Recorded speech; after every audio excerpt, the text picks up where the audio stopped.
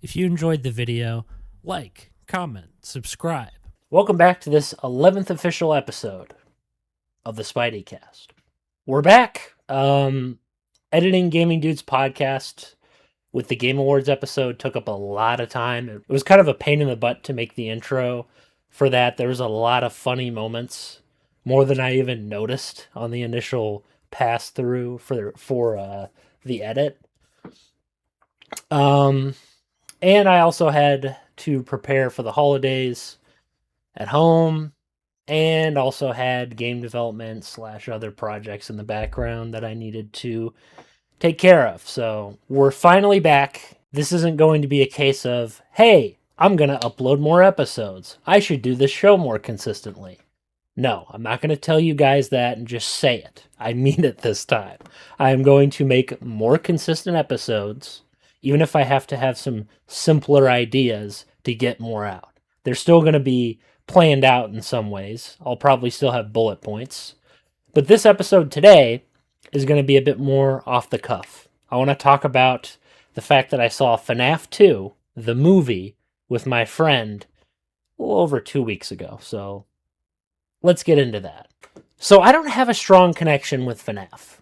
I'm not a super fan. I'm not a super fan of the franchise. I'm not a lore master. Most of the stuff that I know comes from my friends showing me game theory videos, and I'm not that big of a fan of game theory of MatPat personally. No offense to people that like him. FNAF 1 is a solid game. Very interesting idea. You got pre-rendered backgrounds and pre-rendered video files and a little story in the background with newspaper clippings, context clues, and voice lines. Very dark atmosphere. The pre-rendered stuff kind of reminds me of that Toy Story 1 game that was on PC. It was like a storybook thing, like an animated storybook video game where you could click stuff and stuff would happen, and there was little mini games in between. All pre-rendered, of course. I love pre-rendered stuff, especially low resolution. Like Donkey Kong Country sprites are incredible. Those are pre-rendered CG sprites. Love the art style. Um, the plot is taken seriously. The threat's serious. The jump scares are creepy, especially with the children screaming in your face. You know, the prospect of possessed animatronics, with the souls of literal children, is dark and interesting. The villain, Afton, is a psychopath. He has a motivation that makes sense. But this is the thing. The first game is great. I love the conflict, the visuals, all of it's an original concept, something new, something fresh to the indie horror scene. I feel the exact same way about Sister Location. Sister Location adds a mini game that's different for each night, so you're not just doing the exact same thing every night. So it keeps everything interesting. The game's a lot more engaging. There's a lot more lore stuff going on, a lot more voice acting explaining the story. It's a much bigger budget, deeper sequel. And to me, I think it's a better sequel than FNAF 2 is. I prefer the story stuff that's being explained there. The horrors of shocking animatronics that may have children in them.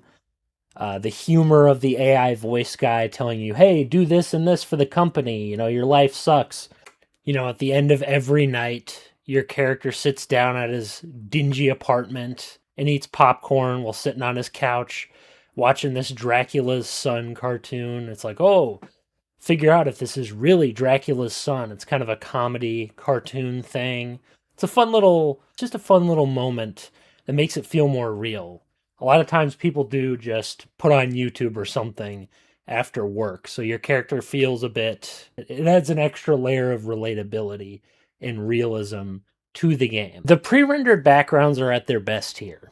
They look 3D, but they also keep the same kind of style of the previous games. So they don't completely change everything like a lot of games do. Breath of the Wild, I'm looking at you. You really changed the art style of Zelda a lot. Too much, in my opinion. Same with Wind Waker. But at least Wind Waker's a separate thing. It's its own separate idea. Breath of the Wild's supposed to be kind of a mainline Zelda game with adult Link. And I'm thinking, And yes, Wind Waker's a mainline Zelda game, but it doesn't feel like one to me. It's kind of like a spin-off to me because Toon Link's in it instead of actual Link. Anywho, ranting aside with Zelda, that's not what the video's about. There's multiple endings in this game. You trust that weird looking baby animatronic thing. I don't really know the name of it. Sorry, Fnaf fans, sue me, but I'll throw the name up in post. You trust her, and you think, oh, she must be innocent. She must be good. And then if you follow her advice for the entire game, you're going to wake up in a world of hurt. There's an alternate ending, which is cool, but I have yet to complete it. I need to get to the alternate ending, but I'll save that for a review of Sister Location on this show. We're going to talk a little bit about FNAF Security Breach. This one's a mixed bag among the community. A lot of people prefer the classic looking through cameras, surviving 5 nights, having the plot kind of divvied out through Easter eggs. That's their bread and butter. That's the community's bread and butter. It's all they've really ever known. This game shook the formula up completely and added first-person segments where you sneak around. It's basically a first-person hide-and-seek game. Survival horror in a way. Where you're just hiding from the animatronics, trying to accomplish objectives in a semi-linear fashion. There's a bit of a hub world, which I like, where you're inside this giant pizzaplex. It's basically a mall that's dedicated to Freddy Fazbear and all the weird stuff that Afton advertised, like the frickin' Faz Blaster, Faz Burger, Faz Fries, Faz Pizza. He basically shilled the crap out of this brand. He essentially threw Faz in front of everything. He may have just taken a regular pizza, slapped Faz on the name, and called it a day. That's what it feels like. Very corporate, very unoriginal. It's very funny. It's great. The hub world being that giant mall is awesome. I love the linear objectives you get, but you can kind of do them in any order. So you can take out any animatronic in any order you want. You could take out Roxy first. There's a bit of linearity, but for the most part, you have a choice. You can take out Monty or you can take out Roxy. And for me, I ended with Monty, and his boss fight was probably the best boss fight in the entire game. The final boss fight was atrocious in this game. There were so many bugs associated with it. The fact that I had to hide in Freddy, and I would just keep getting kicked out, and had to resort to jumping over a table and hiding behind it to beat the final boss was kind of disappointing, but whatever. It's still a great game. Freddy assisting you and not trying to kill you. The animatronics getting their new AI kind of. The animatronics being AI bots or whatever that walk around. Freddy being one that assists you and is kind of going against his programming. No longer kidnapping kids. Assisting Gregory. Gregory having to deal with the fact that he has no memories of this place. No memories of who he was. Or why Vanessa, the night guard, is after him. Freddy being really suspicious. You having to climb inside of Fred. There's a lot of tension in this that I really like. I like that there's more of a story here. The DLC is really good too. FNAF Ruin. I think these games, I would give them across the board for all these games, I give them 8.7s. They're really good. Maybe the first game I give an 8.3. Sister Location I give an 8.5, and the first person game I give an 8.7. Yes, I think it's better than the classic style. Here's the thing. Here's the last thing I'll say about it. I like both styles. Both can coexist. It's the same thing I talked about back in my Zelda video about how Numa is dead wrong about classic Zelda, and he is.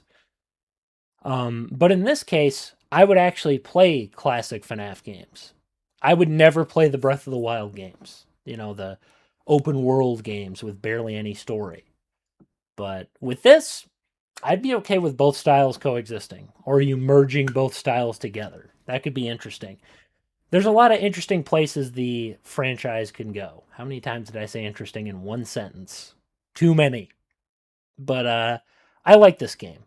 So I got three endings, I think, or was it two or three endings? I beat like two or three endings for Security Breach. I'd say three because the one ending where Vanny's dead, the one ending where you cure Vanny of her hypnotism, the ending where you fight Glitch Trap. I got all those.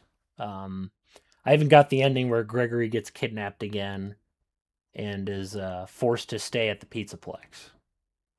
But regardless, I want to get into the subject of the video now. I've talked long enough about the franchise, but that's my history, and I wanted to do that so you could understand exactly how I feel about this movie and why I feel the way I do about it. Because I'm not a super fan, like I said. So here we go. Here's the review right now.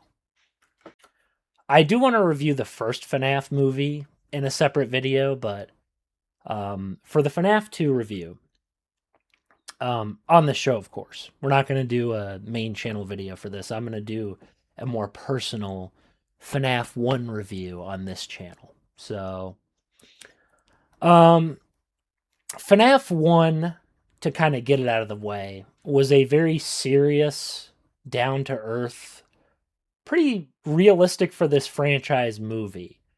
There were no jokes or memes or really cringy bits in it. I actually really enjoyed it. Matthew Lillard, maybe a little bit at the end, was a bit cringe, but Mike Schmidt, I forget his actor's name. I'll have to throw it up in post again. I like him. He's a relatable main character. All of his actions make sense in the movie. He's traumatized because his brother was kidnapped by crazy old William Afton. You feel bad for him. He has to raise his little sister by himself because his parents are gone. And he has to deal with the pressure of that. He has to deal with the trauma of what happened to his brother and the pain of having to be a pretty young guy dealing with taking care of his little sister all by himself. So he's got a lot under his plate. Then he's got this freaking caretaker lady wanting to take custody of Abby from him. So he's got all this stuff going on. He gets fired from his job because he has that trauma reactivate as he thinks that this adult is going to kidnap this kid. So he starts beating the crap out of him. He runs after him, jumps on him, and is beating him up. And then he gets fired, understandably so. But you can see why he did it. Mike is very relatable. He's the everyman. He's a normal character in the middle of these crazy events. He didn't ask for all this. He didn't ask for Vanessa to come barging into his life. He didn't ask for the animatronics to, basically lure his sister into being kidnapped. Not of their own volition. They're mind controlled by Afton. But still, it was a very sad. Mike is very relatable, and that's why I liked the movie. Mike Schmidt saved the movie for me. He grounded the story. He kept it serious. He kept it deep. Him looking through his dreams to find out what happened to his brother is really cool. The whole lucid dreaming aspect.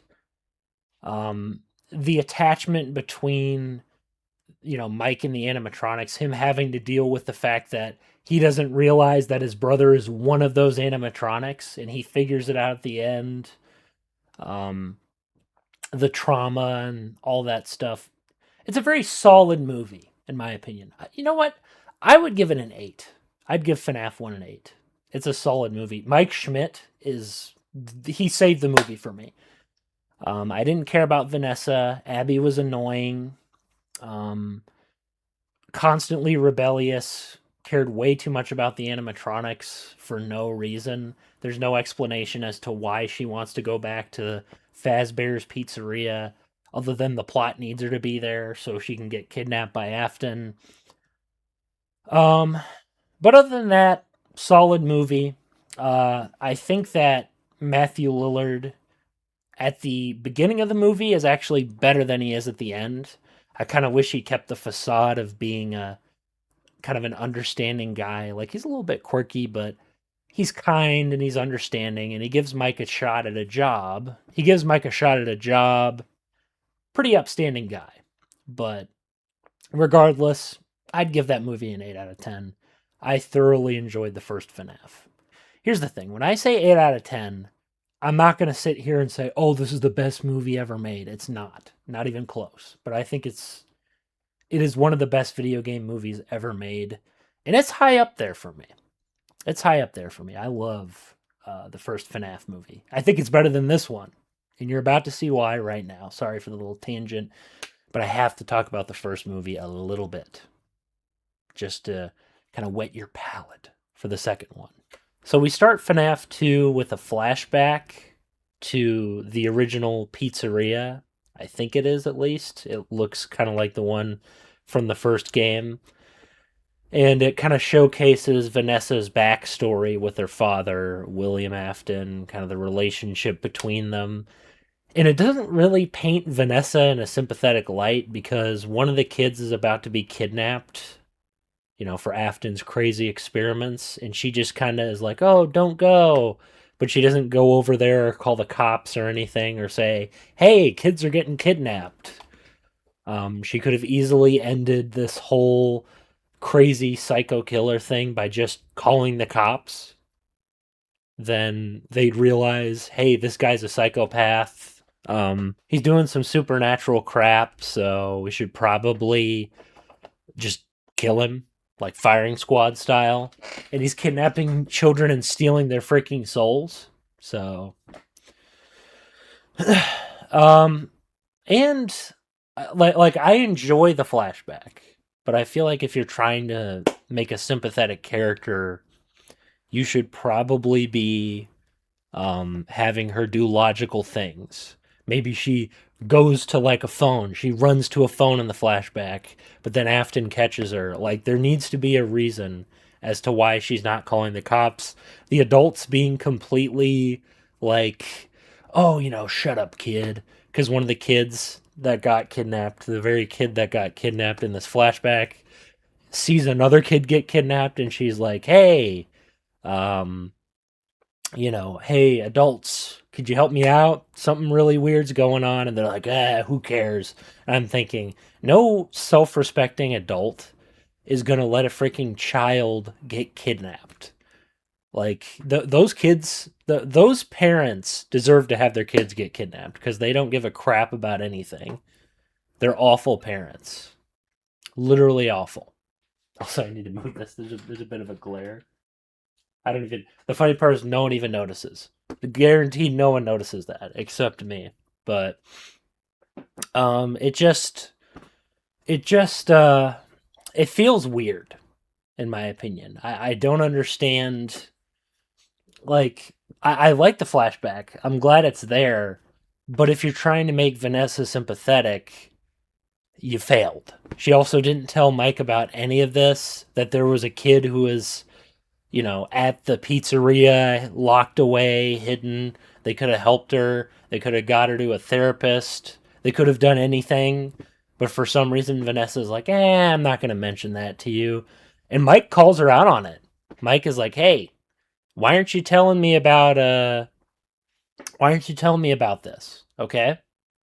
Why aren't you explaining, like, Mike basically goes on a date with her after this, after she wakes up from her coma that inexplicably happened in FNAF 1. We have no clue as to how much time has passed. We don't know if, we don't know anything. We don't know how much time's passed, what effect it had on the story, how Mike dealt with it, how Abby dealt with it. She just wakes up, and then everyone's like, "Hey, you're awake now." That was a bit weird that they kind of ignored the coma thing in the first movie. I would have liked to have seen a bit of a resolution with that. Could have had some emotional scenes where Mike's like, "Oh, will she wake up?" I don't know. Um, but nope, they just cut to her awake, and then she regrets to tell Mike about all this stuff that happened in the flashback. And Mike has a date with her. He rightfully calls her out, like, okay, you're leaving details out of this. You're living in the past. You're constantly letting your father dominate your life. I just want to have a normal relationship with you. Get away from this pizzeria thing. Get away from this Fazbear crap. I just want to, have a normal life with you. But for some reason, every time you're in my life, it keeps bringing me back to that place, back to your father, back to the moment that he started kidnapping people. So, understandably, he's calling her out for what's going on. I understand she had trauma, but the flashback, if there wasn't a flashback, I would be a bit less um like hesitant to sympathize with her because I can't. There are so many ways she could have prevented Afton from doing stuff. There's so many things she could have told Mike about, like the fact that there's a kid locked away inside the pizzeria, and there's a mask. There's more stuff, like more threats. The mask that gets on people and takes them over. She could have told Mike about that. The child that's locked away in the pizzeria, that's traumatized. She could have told Mike about that, but she didn't. And you start to realize she is a danger to him. She is a danger to Mike. Like, a lot of people don't get it. And I'm not saying, look, this is subjective, but to me, I feel like, and I'm not just saying that because, oh, he's the main character. If I was in his position, I would feel the exact same way about Vanessa. Because ever since she entered his life, ever since the Aftons entered his life, it's all been crap. Everything's been terrifying. They've almost died repeatedly. It's sad. His life has been a tragedy ever since they came into his life. This whole Fazbear thing. So I don't blame him for getting a little upset and being like, hey, can we stop this? Can we just, get back to life as it was and not have to think about all that stuff? So there's very much an understandability. He keeps the relatability. Mike does. I think that's part of why I liked the second movie, is because I can see where Mike's coming from personally. Him and he just wants to live with his little sister in peace. He wants to raise her and have a normal life like everybody else. Doesn't want all this adventure and death defying stuff. Not everyone wants that. It'd be unrealistic if he was like, hey Vanessa, we're friends, I'm happy that all this stuff is happening. That's why the movie works, is because Mike is yet again the audience, kind of, not even the audience. He's not the audience surrogate. He's more so like he's like a normal person, like I said, just like the last movie. He's a normal person, wants to live his life, not deal with all this weird, crazy stuff that's happening. And that's why the movie works, in my opinion. That's why the second one works, just like the first one did. And then a lot of this, I feel like this movie is more of a straight adaptation of the second game. Like, a lot of the elements are there. You got the music box, the Freddy mask, the mask that jumps on people's faces and takes them over. Yet again, my naming is not the best. But you also have the animatronics from Security Breach in this, which is a bit weird, but it was kind of nice to see both of them. I liked seeing both the designs in the final battle clashing because it's like old versus new. And Michael Afton, that guy, he's one of the villains, and he's like a Goosebumps villain.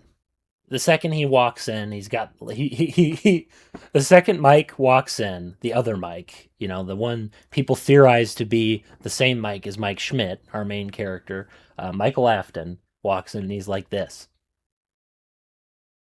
That's his face. And he shows up out of nowhere. There's like no context. I didn't even know this guy existed, except for like on fan forums. That's the only reason why I know. So these kids go to these paranormal investigators that Abby watches went over to the Fazbear Pizzeria place to kind of get some footage and fake the whole ghost thing and you know do what they have to do because they live in this like trailer thing, even though they're pretty young, so don't really understand where their parents are, but they drive their RV over to the Fazbear place. They walk over. They're gonna get some, footage for their ghost hunting show, and they meet Michael Afton. And Michael Afton on screen, the first facial expression he makes, like I did before, is that's his. They're not suspicious of this guy. This random crackhead shows up in the middle of nowhere. He looks like a crackhead you'd find behind a bus, and he's like, "Hey, I can give you a tour of the place." Like he's all weird and suspicious, obviously evil, but he's so goosebumpsy, it's not even funny. Me and the friend I was with, we were dying laughing the second he. We were dying laughing the second he showed his face on screen. He was that funny. So over the top, so corny, so ridiculous, but he was fun. He was a fun character. Um, I kind of wanted a bit more proactive. I wanted him to be a bit more proactive in the story because he felt kind of like an afterthought a little bit. Like I wanted a bit more depth on his character, explore why he's crazy like his dad, like why is he evil? Why why is Mike evil? Michael Afton. Why is Michael Afton evil? What's the reason? Did his dad abuse him? Did his dad perform experiments on him? Does he have abilities? Like, how can he talk to the animatronics and sort of command them? The security breach animatronics. Like, what's the reason that he's here? You could have given backstory on not just Vanessa, but the entire Afton family. I feel like that would have been interesting to kind of see, the beginning of this whole thing. Why did Afton make the animatronics?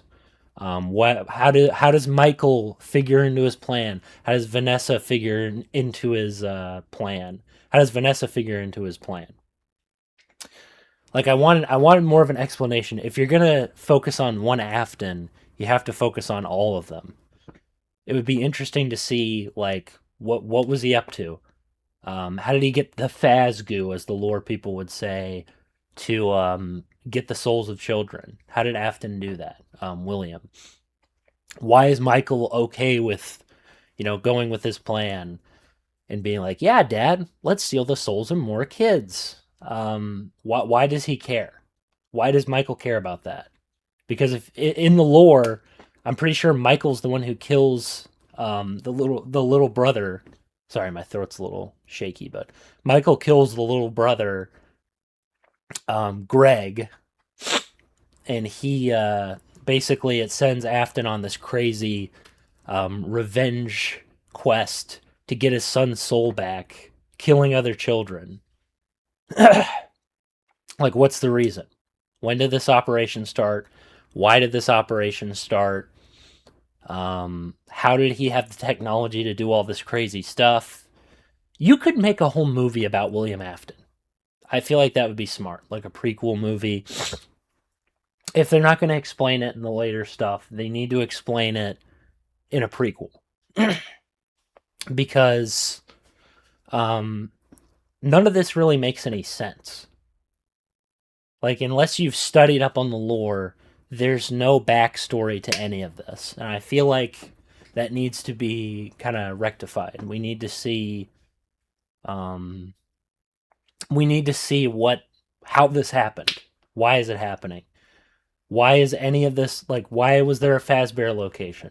Who made the Fazbear stuff? Who came up with the branding? Who came up with the animatronics? Obviously Afton did. But why? Why was he picked? Was he that brilliant? Like there's no explanation. And I want explanation as to why he was picked to do the animatronics, how the whole evil plan started, why the whole evil plan started, because if you're a FNAF lore expert, then yeah, you know what's going on. But if you want to invite more people in to enjoy the fan base, it'd probably be better to explain things. I'm just being honest. Um, like, you don't just. It's like saying, dude, we need to watch Iron Man 1, but Iron Man's already a superhero. And it's like, if there's no origin story or no explanation as to why this stuff happens, then you're going to just be shrugging and saying, okay, why is this here? You know, why are these people here? What's going on? This doesn't make any sense. Like, throwing someone in the middle of a story can work sometimes, like Star Wars Episode 4, but they try to at least explain a couple things. You know, where are the Jedi? They explain where are the Jedi? How did the Empire conquer the galaxy? Who are the rebellion? Who are the leaders of the rebellion? Why is Luke going on a quest to save Princess Leia? Why is Princess Leia important? You know, who's Obi-Wan? Obi-Wan's the last of the Jedi. Are the Jedi powerful? Are the Sith powerful? Who are the Sith? They explain everything. Basically everything. And obviously it's not in the greatest amount of detail, but they explain it enough to get you to at least have your feet wet and to be like, okay, I know what's going on in the story. In this, they don't. I understand for the first movie, they kind of wanted to do a New Hope thing, but once you get to the second movie, you need to start explaining things. Either that or give me a prequel. Like, don't just give me one flashback that shows Afton doing the soul stuff. How is Afton able to do it? That's I mean, I know because I have some lore friends who know the lore and I've studied up on it a little bit, but some people don't do that. So I would like to see that personally. Abby's annoying. Honestly, Abby is still insufferable, if not more. At least in the first movie, I can kind of be like, okay, she's a kid. You know, why does she care so much about the animatronics? There's no reason why. Why is she so interested in them? Um, all Abby does in these movies is get captured for the stupidest reasons. Um, this is no slight towards the actress. I just feel like the character is annoying. She does nothing. She just kind of basically crosses her eyes and runs up to Afton and says, "Hey, capture me." That's essentially what happens. Like, "Hey, Michael Afton, capture me. Hey, William Afton, capture me." Why is she so obsessed with the animatronics? There's no explanation as to why. I don't even watching the first movie, you have no clue. Does she know that one of the animatronics is her brother? Or is she just a fan because she represents what the fans would do in that situation? And if they would do that, they need some help. Um, I don't know. The angle of her being interested in them never made any sense to me. Like, hyper fixated. She has no clue whether they're like. Here's the thing: if you wanted to write this better, you would make her aware that her brother is one of the animatronics, like one of her brothers. And honestly, that's another critique I have against this movie. Um, the freaking uh, the fact that we never get a real big scene between Mike and his brother. Um, our main character, Mike, obviously. It's going to get confusing, me saying Mike every time. So I'm going to refer to Michael Afton as Michael Afton and Mike Schmidt as Mike Schmidt. So it's not confusing.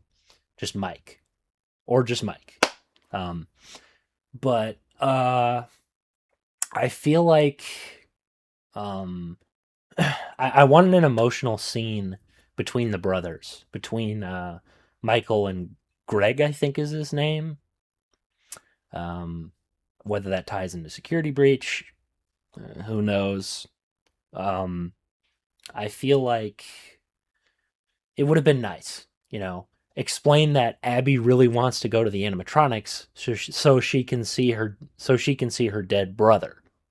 That's what I wanted to see. so things can make sense, so we can move the plot forward in a logical way. So Abby has an actual reason to want to go to the Fazbear place, other than they're my only friends. You can make friends elsewhere. You can make friends in school, friends that aren't psychopaths or easily manipulated by Aftons and their weird mind control powers. Like I said, how does Afton have control over the animatronics? Is there a machine that does it? Like what? It just doesn't make. There are so many things that I wish they would explain in these movies. And I like FNAF 1. FNAF 1, I'm okay with a bit of mystery. But FNAF 2, we need to start explaining things. Not saying the entire movie needs to be that, but we need some parts to explain how any of this is happening. Because you're walking in like, what's going on? How is this happening? I know I'm saying that a lot, but it's true. I like FNAF 2. Here's the thing. Mike, like I said, Mike is saving these things for me. Not that the rest of the movie's bad. I enjoy, the CG for the animatronics and the puppet stuff, the mixture of puppets and CG for like Jim Henson's group is incredible. They look awesome. Okay? They look just like the game's animatronics did. Very accurate.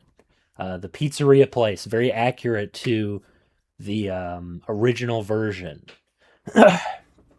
The little segment where Mike is kind of basically playing FNAF 2 in the movie is fun. I almost wish, part of me wishes that was sort of more of the movie was him just kind of doing the night guard thing.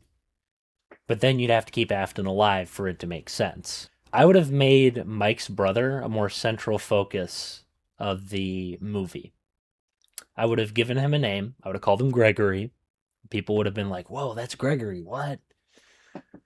So it kind of connects to Security Breach. I think that would be a fun little thing there. And I think Abby should have known that Greg is inside one of those animatronics and actually talks to him. Not the other ones. She doesn't care about Chica, Bonnie, or the other stuff because that doesn't make any sense. She has a connection with Fred, Greg. It would make perfect sense. It would move the story along. There's a lot of tension in this. A lot more jump scares. It's a lot more eerie. Quite a few of them got me. The animatronics can be creepy sometimes. As goofy as the concept is, it works. The jump scares are good. I like that. There's a lot of tension. I thought Mike was gonna die in this movie a lot of times, specifically when he was in the water. I love that aspect of it. You're like, oh, is he gonna die? Is this gonna be the end of the main character? Even though for me he's the best part. So when he dies, I mean, when Josh Hutcherson is gone, I'm just not really gonna be as into it. I'm just being honest. Unless they do like a Security Breach thing where they follow a new main character. Um, where they follow a new main character. Um, that would be more interesting to me. Maybe they clone Gregory and they start like looking at the fan theories. Not the crazy fan theories. I don't want the crazy fan theories. I want the ones that make sense.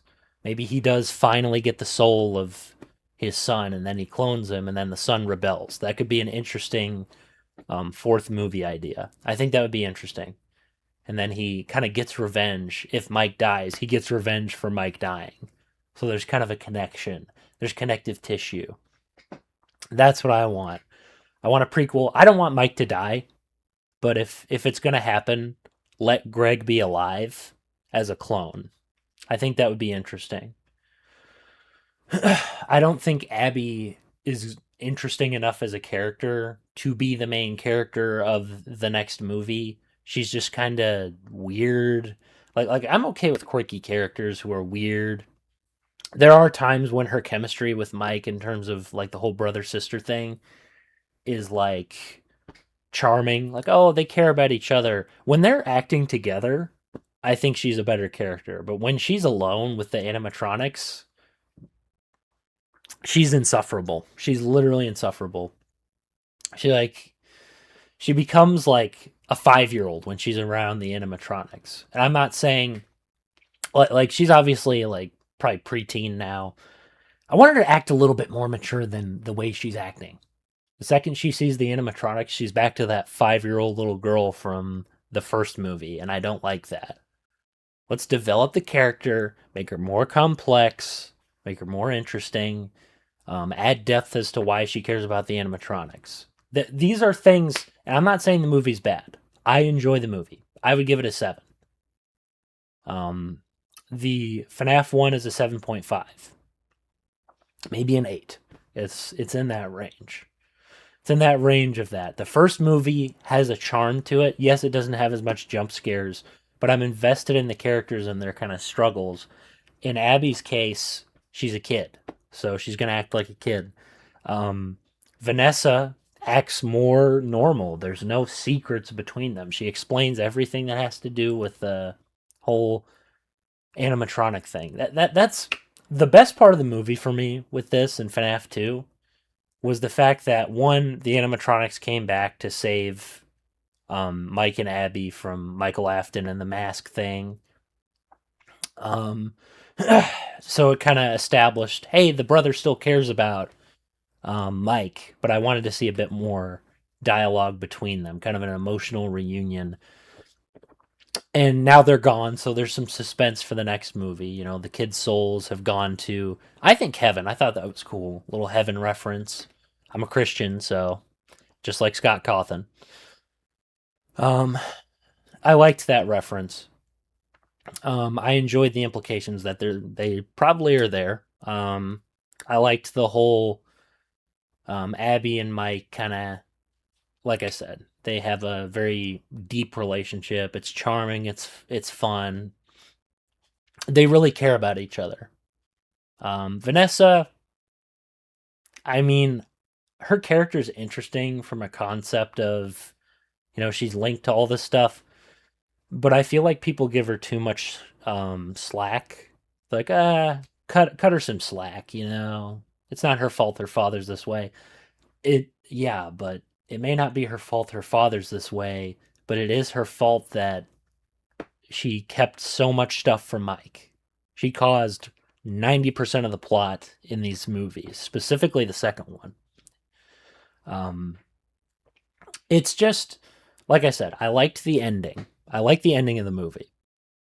I think it's solid. There's a lot of suspense.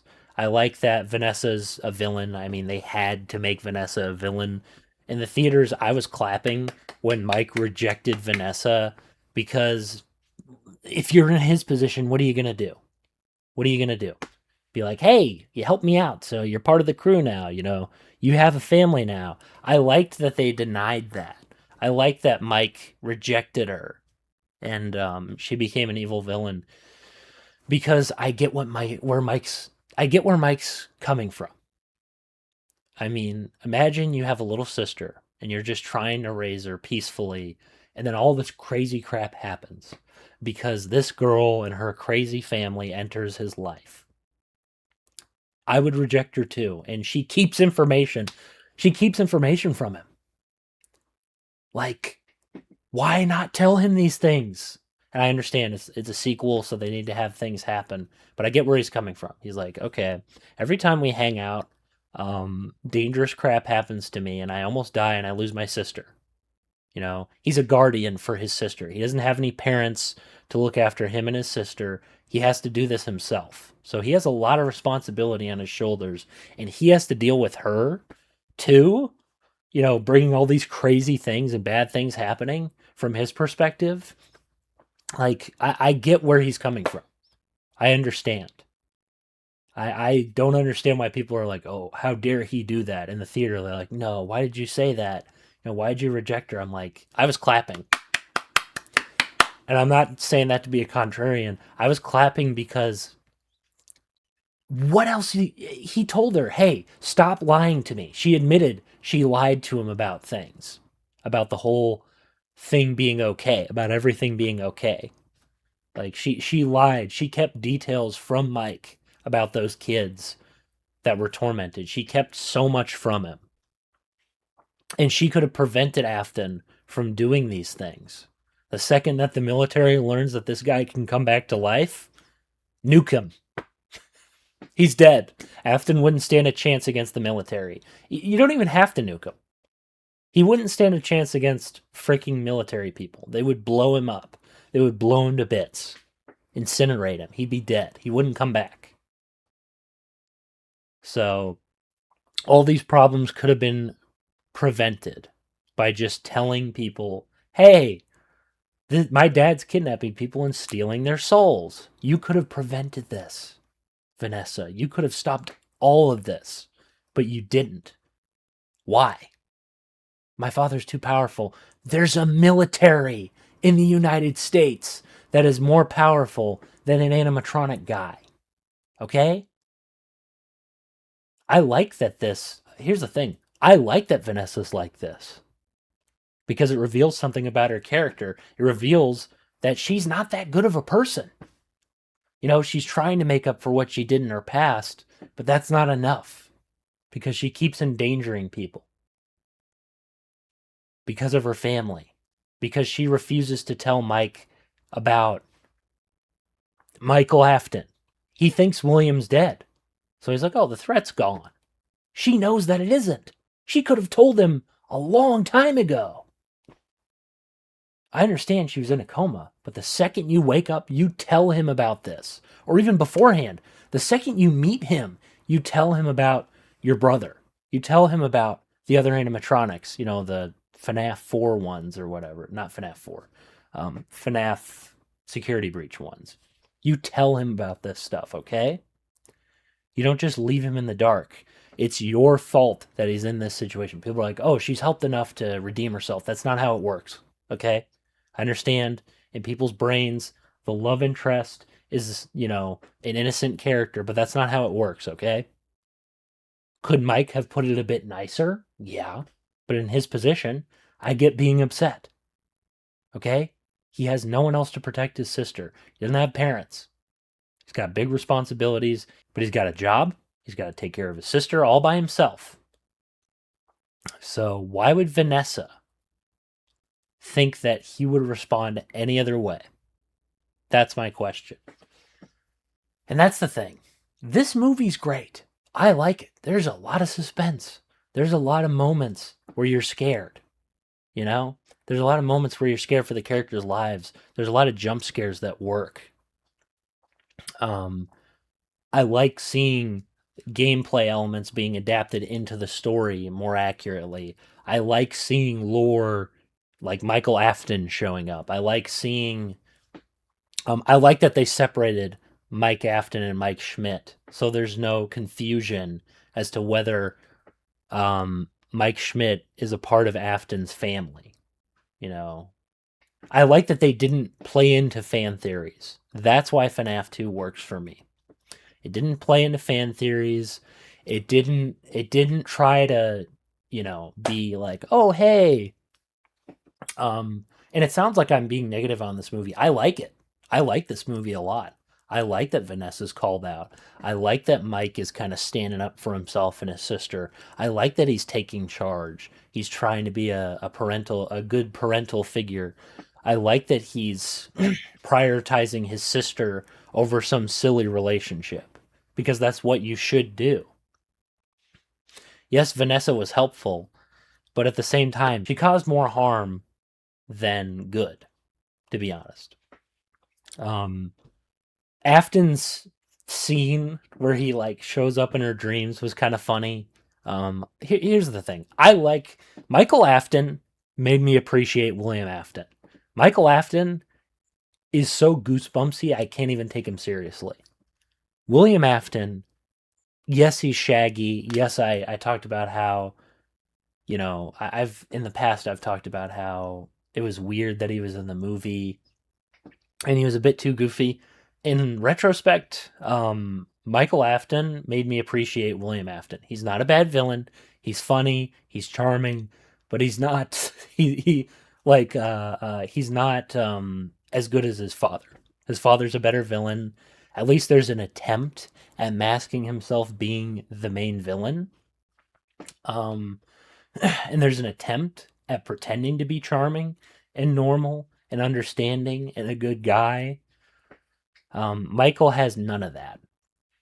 Now, I like it. I still like it. Again, that's not a complaint. I like it. I'm glad that the villain's different. I wouldn't want them to be the same. But I think William's a better villain than Michael.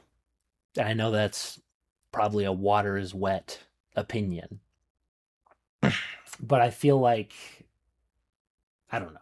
It's FNAF 2 and here's the positives. We're gonna have a whole segment where I just kind of take the positives I've talked about.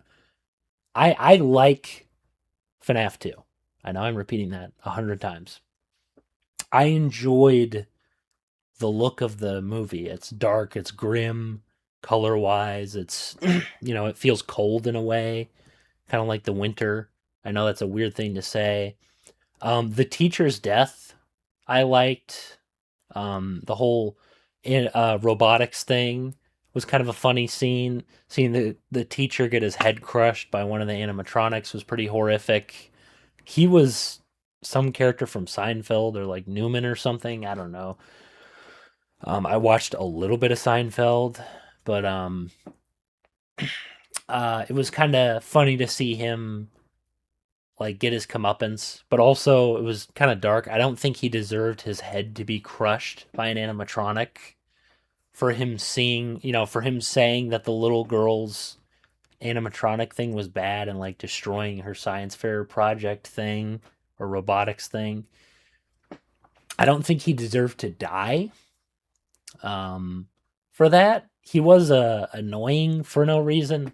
He was very upset with Abby for having a fixation on the animatronics. And it's like, from your perspective, who cares? Like, if she can build a robot like that, it's far more impressive than anybody else's scientific showcase. Like that robot she built that can move around is more impressive than anything at that science fair. So it was kind of cool to see the partner of William Afton. I liked that scene. He kind of explained a little bit of what was going on. You could have a whole movie on that guy, the partner of William Afton. Unfortunately, he dies at the end of the movie, but I really liked his actor and character. I don't know who plays him. I thought it was Scott Cawthon, maybe. That would have been kind of cool if he was in the movie, but um, I feel like he was interesting. He had a lot of remorse, very emotional performance. He was great. The cab driver guy was funny, comedy character, but he worked. Him punching Michael Afton at the end was funny. I enjoyed the whole cliffhanger ending with Vanessa being evil. The whole darker, slightly darker tone of the movie, I enjoyed. I feel like it was a bit goofier than the first one in some ways, though. Like the first one had a bit more of a scary mystery to it, and the whole lady trying to take Abby away from Mike added a nice layer of tension for him because Abby means everything to him because she's his little sister. So you can kind of see why he's stressed out, why his life sucks in the first movie. And the second one still sucks. The scene where he had to put the mask on to hide from the animatronics was pretty cool. I honestly wish they would have extended the whole camera scene. I would have cut the whole Vanessa having to go around and use the GPS thing. I would have had them both inside the thing, inside the room, doing the FNAF stuff. I think that could have been interesting for a whole movie. Like they're talking, maybe we get a little bit of lore explanations as we're, seeing him try to survive the night. And then at the end, honestly, that would have been interesting. They have 5 nights. They actually do the whole 5 night thing. Like night one, he goes there, does that all the way to night 5.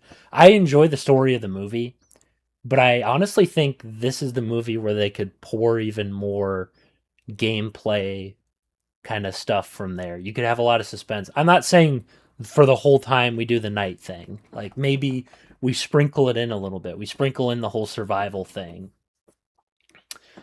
I understand that would that would extend the movie, but I think that'd be kind of interesting having little segments where he does the whole survival thing while in between he's kind of exploring the pizzeria and learning things about, why Afton did this, what Vanessa was keeping from him, and him trying to protect Abby day in and day out, keeping her away from the pizzeria thing, learning that Michael's kidnapped her, Michael Afton, and then having to deal with that with Vanessa at his side. Maybe Vanessa should have explained. Maybe Vanessa should have apologized for not telling him things. And I like her character. She had some more emotional depth here, but I just don't think that she's like it's a 7. This movie, before I ramble on further, this movie's a 7.5, not a 7.5. It's a 7 out of 10. 6.9 to 7. It's close to 6.9. I enjoy it. But I'll give it a 7. I'll give it a 7. But the ending was what made me give it a 7. What Mike said at the end gave it a 7. The whole slight backstory we get gave it a 7. The more horror stuff made it hit 7. The first movie is just more interesting to me. I feel like the second movie, like I said, should have went for explaining what's going on.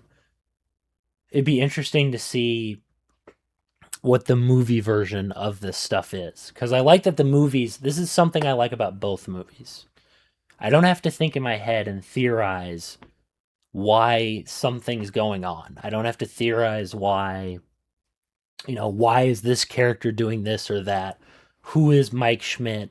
What is he doing here? Why did he become a part of this whole crazy Fnaf fiasco thing? Why is he here? They explain all that. I just wish they explained a bit more about William Afton and his connection to his family, to Michael and to Vanessa and all that stuff. And that's what I would like to see in the next movie. Explain things. Don't kill Mike off. Seriously, don't kill him off. I'd be extremely upset if they did that. I feel like Mike, for me, is the reason that I like these movies. But overall, FNAF is a 7 out of 10. There's a lot of stuff I like in it for FNAF 2.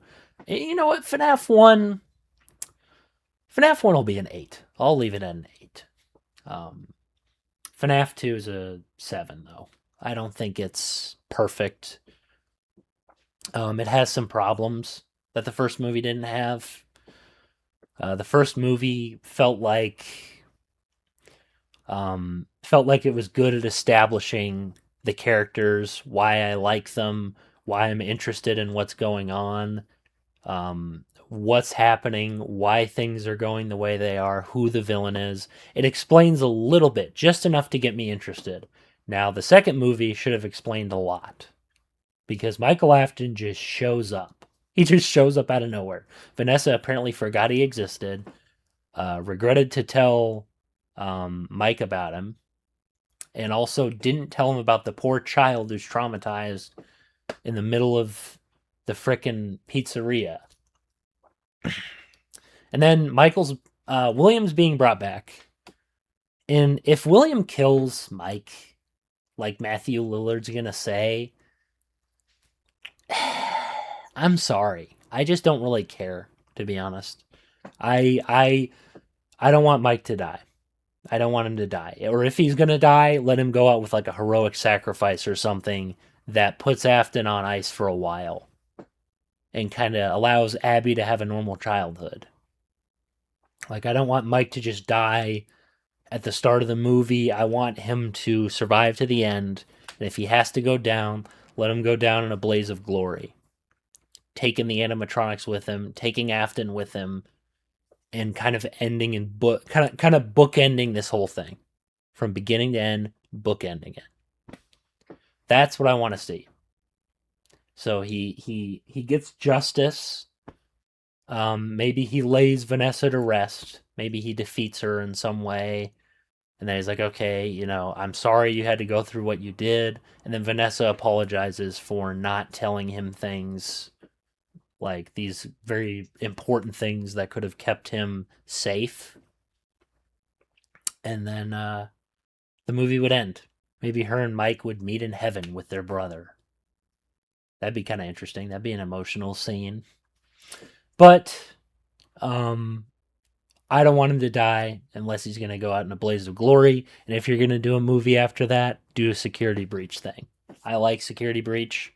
I think it's interesting. We can wipe the slate clean. Um, we don't even have to use William Afton. We can do something different. I know that's like FNAF fans will be like, what? But if Mike just dies and Afton comes back over and over again, then the impact's lost. So if it was like 20 to 30 years later, then yeah, I could see Afton returning. If we really want to go, but do not make Abby the main character of the third movie or the fourth movie. Please do not. I think Abby could have been an interesting character. She could have been deep, but her personality is just not interesting enough. She's weird and quirky, but not in the fun way. Her actions make no sense in these movies. At least in the first one, I got it, but in the second one, I didn't get it. Like, you're lady, you're not scared of these things at all. Or if she's not scared of them, make a reason as to why, a valid reason. But the movie's good. I hope the third one kind of goes back to what the first one did, where it's like we still keep the horror element, we still keep the jump scares, we keep the, more deaths, more of a catastrophe in this small town. We keep that stuff. We keep this darker tone that they're trying to go for, but we also kind of loosen a little bit on the goofiness. Maybe a little bit like the first movie did. I feel like the first movie was less goofy than the second one. There were less jokes from what I remember. It kind of felt like, yes, there were some kind of childish moments, but that was charming because Abby's a kid. Her playing with the animatronics was charming to watch because she's a kid. Okay? That's fine. She's older now. Why is she not slightly scared of these things? Or at least like give me a good explanation. The third movie, like I said, good movie. These are good adaptations. And that's a rare thing to see for video game movies. Assassin's Creed was terrible. The Uncharted movie was mixed. The Assassin's Creed movie was terrible. Except for what's his freaking name? The main actor of Assassin's Creed was the only thing that kept me going. I liked Magneto's actor. He was good. He could have been an interesting character in that movie, and he was. But it just feels like here's the thing. We need lore. We need explanations in the third movie. We need more backstory for the Aftons. We need to know why this stuff is happening. I wanted an emotional scene with Mike's brother. I did. I'm just being honest. I wanted to see their relationship. I wanted to see how tragic it is that he lost his brother. Like, the first movie sold me on that really well. Why is Michael Afton going to be in the second one? Is the whole Afton family going to be in it? Like, what's going on here? And I don't want to wait that long for this movie.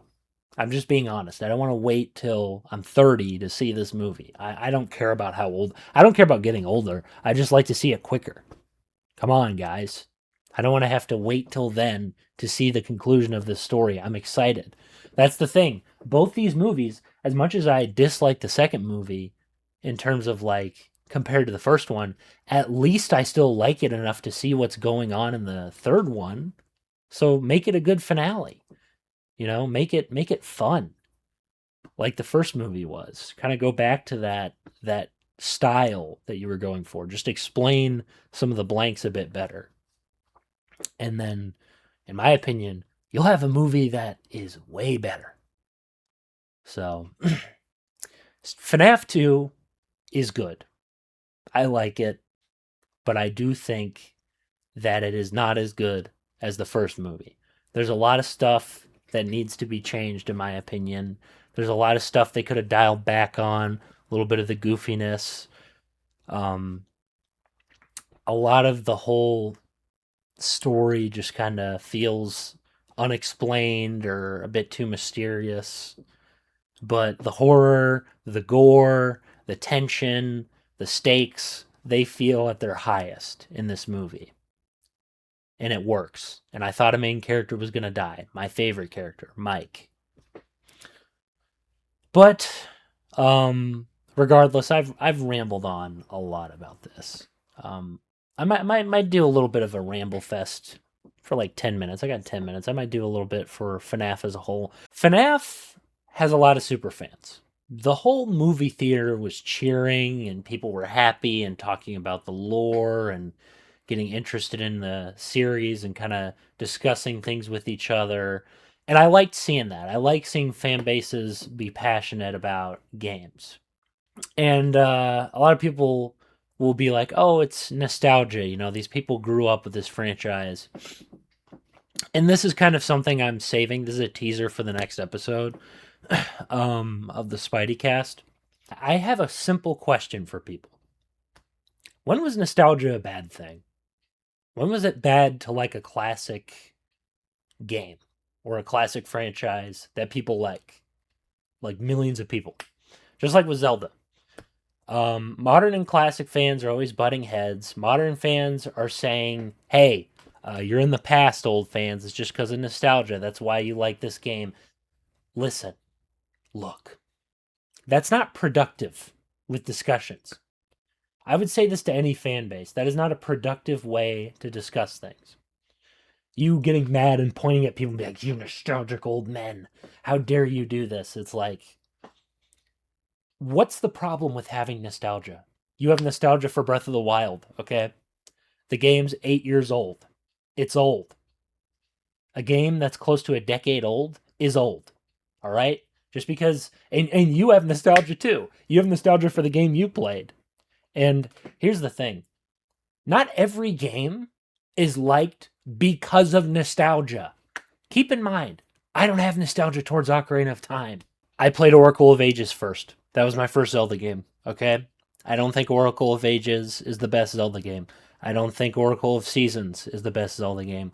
I don't even think A Link to the Past is the best Zelda game. I played those before I played Ocarina of Time. So, here's the thing. You playing a game first doesn't make you automatically think that game is the best in the series. Okay? Played Kingdom Hearts 1. I thought Kingdom Hearts 2 was better. Okay? The logic doesn't make any sense. I played the game 13 years later. Okay? Obviously, I was 12 or 13 years old. But the thing is, I was at an age, for me, where I could actually think about games. And I didn't just think, I like this game because I played it when I was a kid. That's not the reason why I like Ocarina of Time. That's not the reason why I like Majora's Mask. I would have liked those games anyways. Okay? And I will bet my life on that. I would have liked all these games anyways. I like low poly aesthetic. I like older games. I have a natural... And these games are older than me. What? Why is there this aggressive push against nostalgia being there? And why does everyone assume you liking a game is just because of nostalgia? It's old. You like it just because it's old. Just because you played it when you were a kid. I could say the exact same thing to you, okay? So why are we pointing fingers at each other, getting mad at each other? All right? It's okay to like something. Oh, Ocarina of Time was loved by millions of people. I guarantee you that. There are people across the earth that have played Ocarina of Time, and they love it. And they love Majora's Mask. And they love Twilight Princess. Some love Wind Waker too, okay? So stop getting mad, all right? Let people like what they like. Stop getting angry with us. Same with FNAF fans. Like, if I saw what am I saying? If I saw a FNAF security breach fan getting mad at a FNAF original fan for liking the original style, why? Why are you getting upset? Okay? Just let them like the games they like. If they don't like the new style, the first person stuff, they don't have to like the new style. That's what I was trying to loop back around to. Back around. If you know that song, it's a Fall Out Boy song, but I'm not going to tell you the title of it. But it's just I don't get it. Okay, why are we getting mad? It's a video game. Why are you writing a whole essay as to why something's bad and something's good? I'm not saying we can't do reviews. I'm not saying we can't have opinions, but we don't need angry ranting. Okay? We have enough of that. We have enough of that these days. Um, let's have some peace in the gaming community. Let's have people like what they like. If someone is criticizing the new games, then don't get mad at them. If someone is criticizing the old games, then don't get mad at them. But don't say they're bad for liking the new games or the old games. Okay? Don't say they're bad because they like the old stuff. Just like we're not going to say you're bad for liking the new stuff. You're not bad. Okay? No one's bad. No one's a bad guy. We all like Zelda here. Let's be peaceful. Fan bases, stop getting mad at each other. Seriously, I feel like a police officer coming in and saying, you know, not a police officer. I feel like a old man coming in and saying, "Kids, calm down. You know, we need to get along." Like a daycare person. We need to get along and be happy, kids. Like, let's be happy. All right. Let's stop getting mad at each other for video games. Let's have fun playing video games. If there are millions of people that like Ocarina of Time, let those millions of people like Ocarina of Time. Okay? We'll let you like Breath of the Wild. Let us like Ocarina of Time. Let us like A Link to the Past. Let us like Majora's Mask. Let us like Wind Waker. Let us like Twilight Princess. Let us like this, that, anything. Okay? It's a video game. Get over it. Seriously. Don't get mad. And they're like, "Oh, but we don't want our style to change, you know? You're living in the past. We need Zelda to change." The second that, and I guarantee you this, the second that Breath of the Wild changes, and honestly, Tears of the Kingdom showed that, people wanted games to just be like Breath of the Wild. That's what they wanted. The Breath of the Wild fans wanted every game to be like Breath of the Wild. And look, if you like that style, that's perfectly fine. Love it as much as you want. But Zelda mixed stuff up all the time. Not every traditional Zelda formula game was the same. Majora's Mask had masks. Wind Waker had sailing. Twilight Princess had the whole Twilight Realm thing, and Wolf Link, and the more epic kind of storytelling of Ocarina of Time to boot, and more enhanced combat. Things change, okay? Zelda has changed. The formula is not exactly the same every single game. Things are different, okay? Don't say a game is exactly the same because it isn't, okay? Like I don't understand people. If someone likes an old game, let them like an old game. Stop saying it's just for nostalgia. That's not fair to say to them because you have the same thing that could be deflected back at you, buddy. It's a stupid discussion from both sides. All right? Everyone has nostalgia to some degree, yes, but it's not a negative thing. And not everyone just likes a game the best because it's the first game they played. Okay? I played Metroid Prime 1 first. I loved Prime 2 better. I don't need nostalgia to tell me that Prime 2, in my opinion, is better. Okay? Like, we don't need. This isn't even a rant. I'm just discussing. Stop hating on nostalgia. Stop hating each other, communities. Okay? Gaming communities, stop hating each other. Just like the Fallout fans. Stop slapping each other in the face because some guy likes 3 or New Vegas. Okay? Stop fighting each other. Get over it. Goodness. Anyways, God bless people. Happy New Year. Enjoy the stuff you got for Christmas. Christ is King. God is awesome. And the Almighty. See you later.